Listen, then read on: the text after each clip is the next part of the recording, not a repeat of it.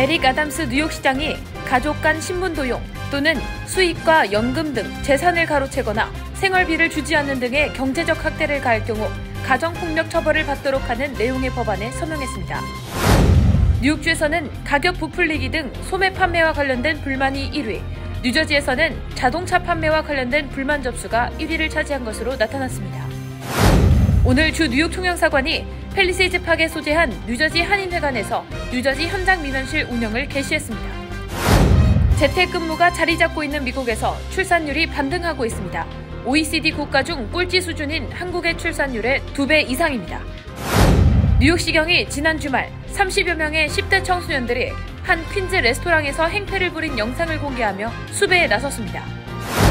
플로리다주에서 소형 비행기 2대가 공중에서 충돌해 4명이 사망하는 사고가 발생했습니다.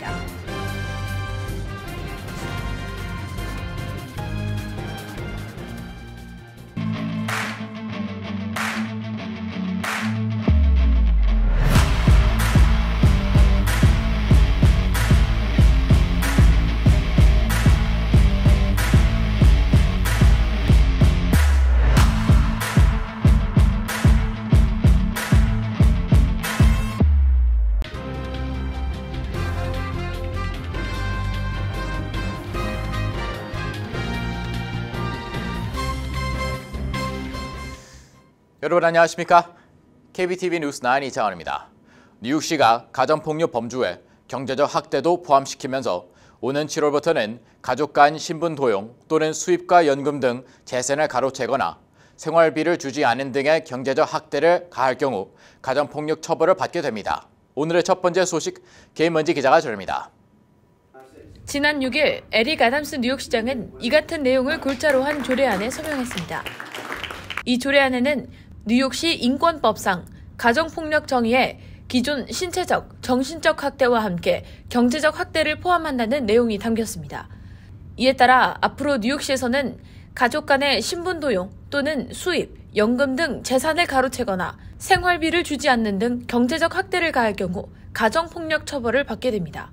The number one reason why people stay in toxic and often violent relationships is because their tormentor is controlling their money.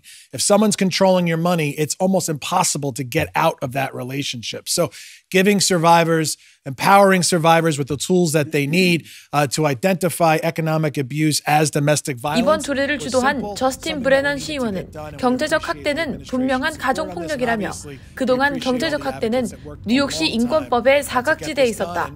가정폭력의 정의를 확대한 것은 피해의 범주를 확대한 것으로 가정폭력 피해자에게 큰 힘이 될 것으로 믿는다고 덧붙였습니다.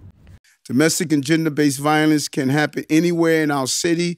And we could no longer act like it doesn't exist, and economics do not play a role in some form of abuse. We look at physical and mental abuse often, but we ignore the financial abuse. Today, we will protect New Yorkers who are experiencing economic domestic abuse. 이번 조례는 120일 후인 7월부터 시행에 들어가게 됩니다. 한편 뉴욕주에서는 이미 뉴욕시와 유사법이 시행되고 있습니다. 지난 2019년 8월 앤드류 쿠오모 전 주지사는 주법상에서 가정폭력의 정의를 물리적 폭력에서 경제적 학대까지 확대해 처벌하는 것을 골자로 한 가정폭력 피해자 보호 법안에 서명한 바 있습니다. KBTV 뉴스 김은지입니다. 뉴욕주가 소비자 보호 주간을 맞아 발표한 10대 소비자 불만 목록에 따르면 소매 판매와 관련된 불만이 1위로 가장 많은 비중을 차지했습니다. 뉴저지에선 자동차 판매와 관련된 불만 접수가 가장 많았습니다. 자세한 내용 전장희 기자가 전합니다. 뉴욕주가 발표한 10대 소비자 불만 목록에 따르면 온라인과 오프라인을 통한 가격 부풀리기 판매가 1위로 총 5,240건의 소비자 불만이 접수됐습니다. 레티샤 제임스 뉴욕주 검찰총장은 사기꾼들은 채권 추심부터 가격 부풀리기에 이르기까지 다양한 유형으로 소비자들을 기만했으며 이에 대한 피해를 줄이기 위해 목록을 발표한다고 전했습니다. 예를 들어 가짜 웹사이트에서 구하기 힘든 유명한 브랜드 제품을 파는 척 광고했지만 실제로 결제하면 제품이 배송되지 않는 등의 사기 고발 건수가 가장 많았습니다. 이런 가짜 사이트의 경우 대부분 벤모나 젤, 직접 송금 등을 요구한다는 것이 공통점입니다. 두 번째로는 렌트 보증금을 제때 반환해주지 않거나 렌트비를 급격히 올리는 등 집주인, 세입자 렌트 관련 불만이 3,014건으로 가장 많았습니다. 제임스 총장은 세입자로서 집주인으로부터 보증금을 제때 돌려받지 못하는 것은 엄연한 불법임에도 뉴욕주에서 빈번히 발생하고 있는 사례라고 지적하면서 집주인은 세입자 퇴거 후 14일 이내에 보증금을 반환해야 하며 만약 집에 대한 손상, 수리 비용을 제하고 보증금을 돌려줄 경우 세입자에게 합당한 설명과 함께 반드시 영수증을 제공해야 한다고 설명했습니다. 세 번째로는 과도한 채권 추심과 신용카드, 은행 거래 수수료 등 금융 관련 불만이 2,834건 접수됐습니다. 이외에 10대 불만 사항에는 코로나19 테스트 결과 통보 지연, 스토리지 회사, 자동차 옵션과 구매 계약, 페이스북과 이메일을 통한 가짜 투자 기회 홍보, 유틸리티 회사 마케팅, 태양광 패널 불량, 항공편 취소 지연, 휘발유 값에 대한 불만이 포함됐습니다. 뉴저지주에서는 작년에 총 18,000건 이상의 소비자 불만이 접수된 가운데 과도한 견인과 자동차 수리 판매 및 부품 가격 책정 등 자동차 판매에 관한 불만 접수가 2,514건으로 1위를 차지했습니다. 주택 개조 도급 업체들에 대한 불만 건수는 2,310건으로 두 번째로 많았고 주요 가전제품 판매와 수리 등에 대한 불만이 1,080건으로 뒤를 이었습니다. 이외에 인터넷 판매 사기, 의료, 이사 및 스토리지 서비스, 휘발유값, 리테일 판매 등에 대한 불만 접수도 많았습니다. KBTV 뉴스 전상입니다.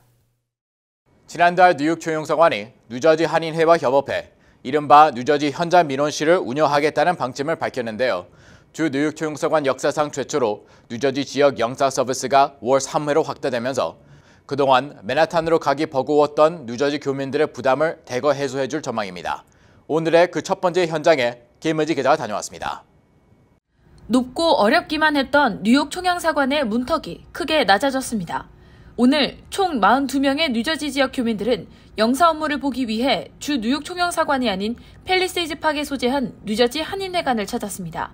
지난달 뉴욕 총영사관은 이곳 뉴저지 한인회관에서 매월 첫째 주에서 셋째 주 수요일 오전 9시부터 낮 12시까지 현장 민원실을 운영한다는 방침을 밝혔고 오늘 첫 시행이 순조롭게 이루어졌습니다.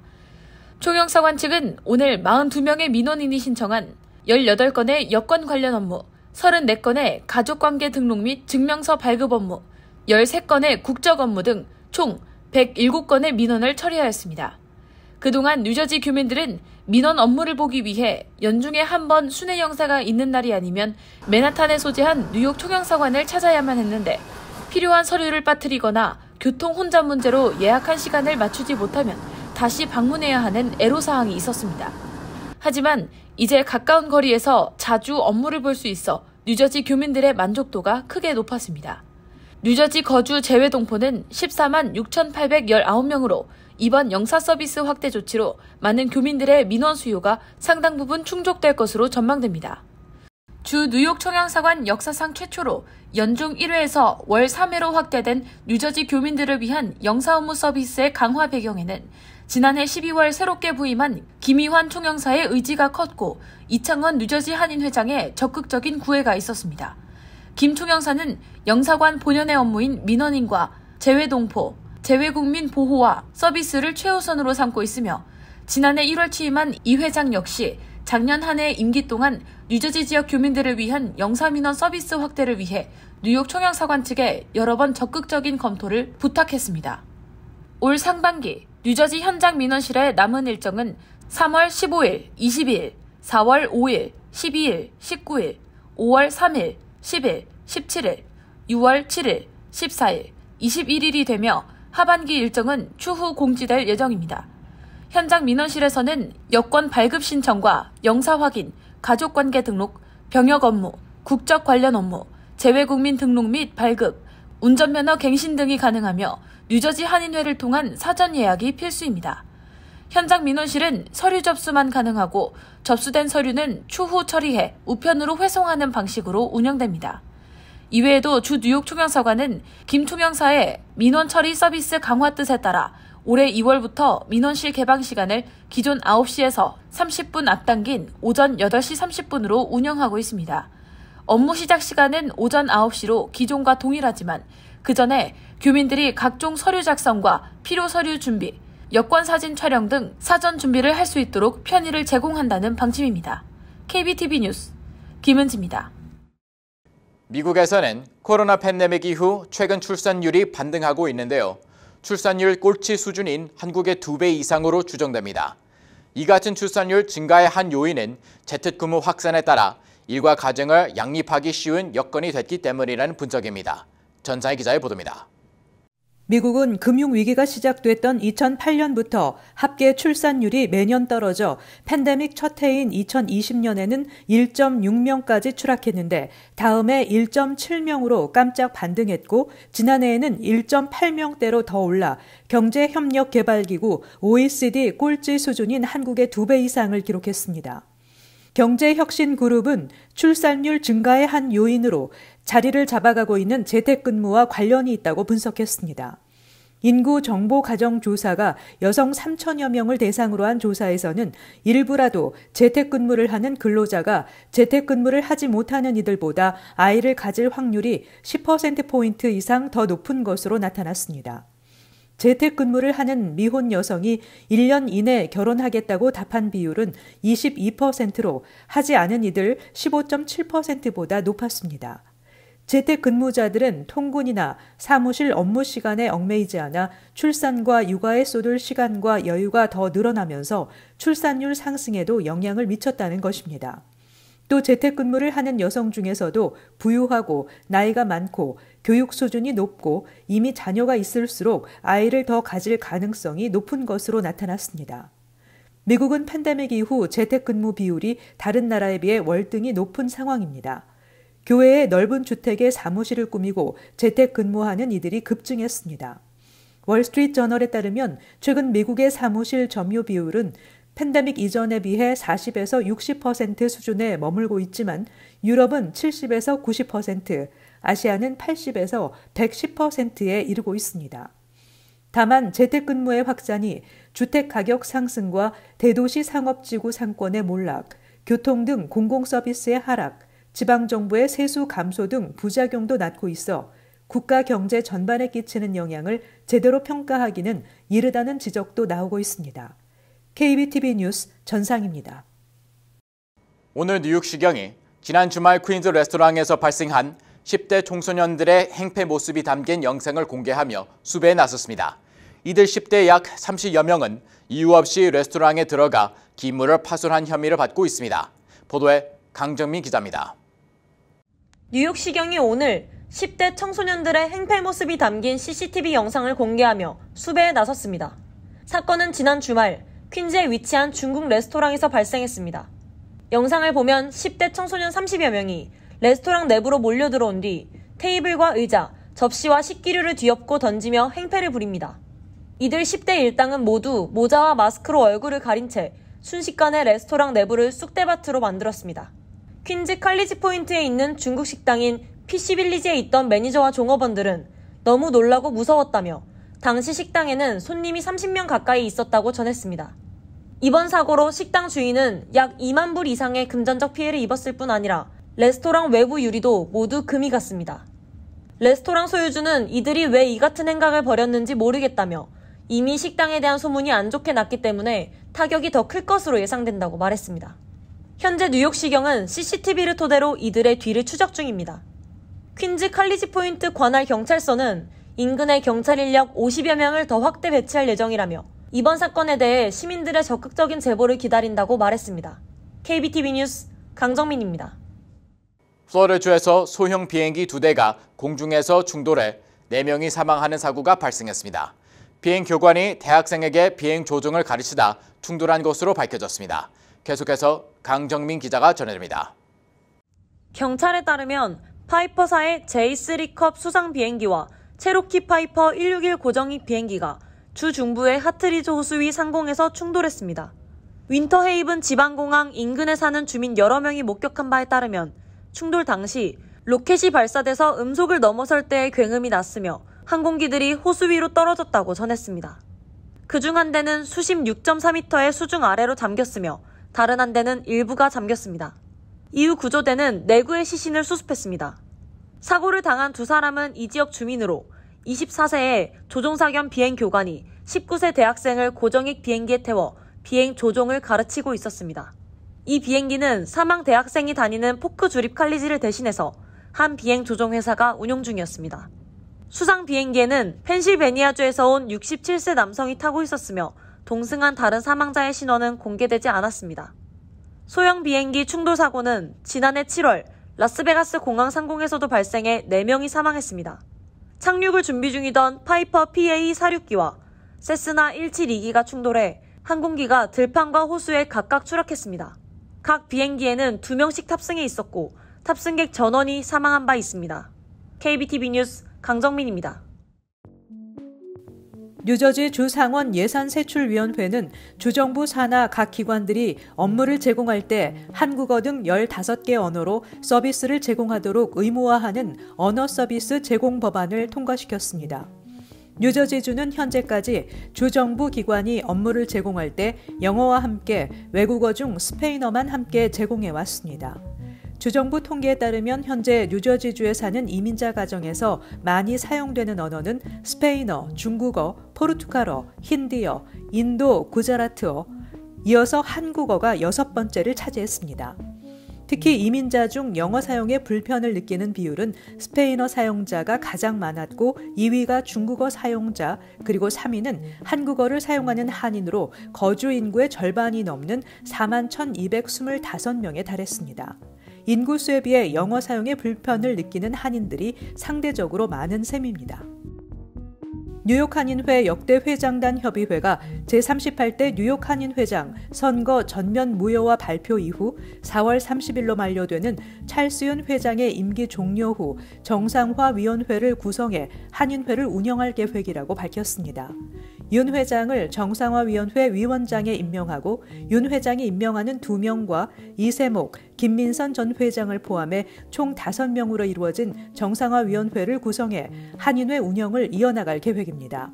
한인회는 지난 3월 1일 제38대 뉴욕 한인회장 선거를 전면 무효화하고 문제가 지적됐던 회칙을 개정해 선거를 다시 치르기로 결정한 바 있습니다. 뉴욕 연방준비은행 시경제데이터센터는 2022년 말 가계부채가 16조 9천억 달러로 사상 최대를 기록해 4분기에만 3,940억 달러가 급증했다고 전했습니다. 높은 인플레이션과 생활비 인상, 금리 인상 등이 신용카드와 몰게지 및 자동차 대출로 이어져 가계부채 증가에 큰 영향을 끼쳤다고 지적했습니다. 특히 신용카드 빚은 올 들어 최고치를 경신했고 연체율은 더 늘어날 것이라고 전망했습니다. 30일에서 90일 이상 연체된 신용카드 비율은 올해 2.1%에서 2.6%로 상승해 2010년 이후 최고치를 기록했습니다.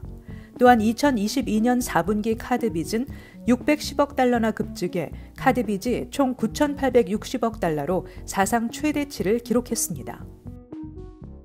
랜싯 플래니터리 헬스에 발표된 연구에 따르면 전 세계 육지 면적의 약 99.82%가 세계보건기구가 권고한 안전 한도를 초과하는 위험한 수준의 초미세먼지에 노출돼 있는 것으로 나타났습니다. 초미세먼지는 폐암과 심장병과 같은 심각한 질병과 관련이 있는 공기 중에 작은 입자입니다. 이 연구에 따르면 남아시아와 동아시아 등의 지역에서 대기 질이 특히 심각한 것으로 나타났습니다. 1년 중 90% 이상 초미세먼지 농도가 기준치인 15 마이크로그램을 초과한 것으로 나타났습니다. 초미세먼지 단기 노출이나 갑작스런 다량 노출은 전 세계 질병 및 사망률 증가의 주요 원인으로 꼽히고 있습니다.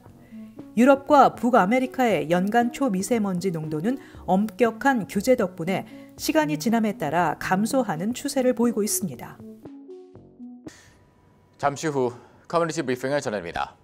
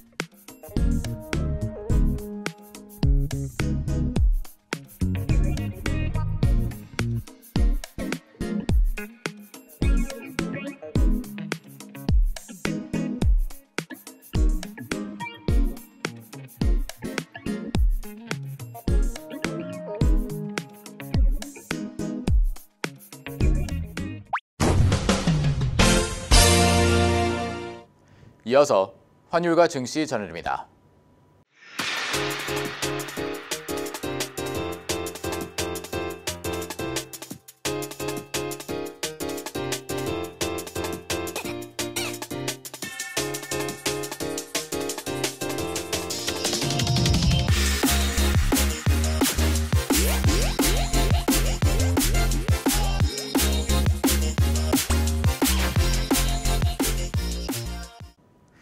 잠시 후 뉴욕과 뉴저지 날씨 전해드립니다.